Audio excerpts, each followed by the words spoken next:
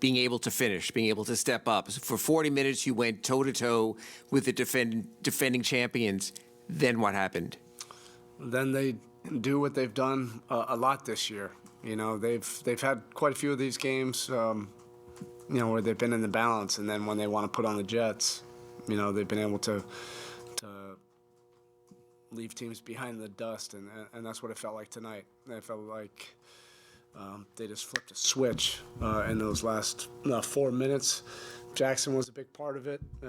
Murray was on the bench, and they were basically running those typical two-man actions that they run with Murray and Jokic, but they did it with Jackson, and he was doing his best facsimile of Murray.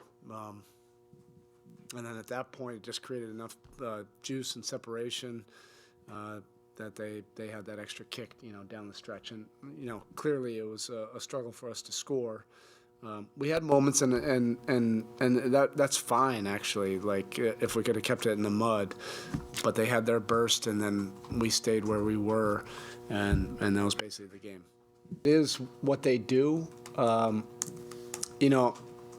me, it felt like we passed up some open threes. I don't think it would have been 43-point attempts, but certainly, it should have been 10, 12 more.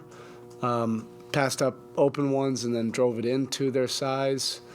If you pass up, some open ones, you're not going to get a better one. And there were definitely, probably half dozen of those where we end up getting a worse shot by passing up one.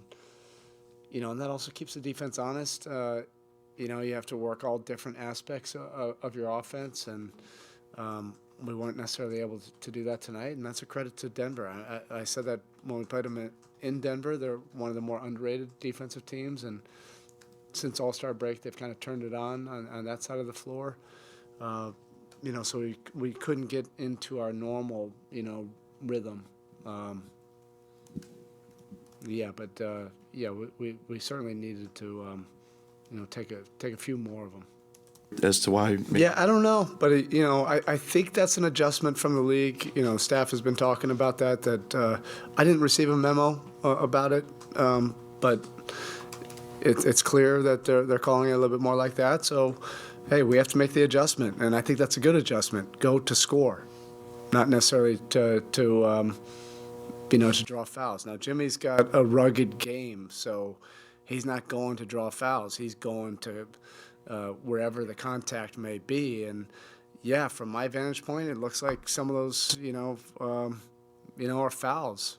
Certainly in the last 3 or 4 games, that those were typically, fouls. But that's not why we're losing games. He'll make the adjustment, whether he has to just go into shot-making mode.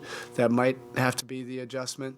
I have to do a better job, getting our guys into their strength zones where we can still be aggressive and attack, but hit different parts of our menu, and we'll get to work on that.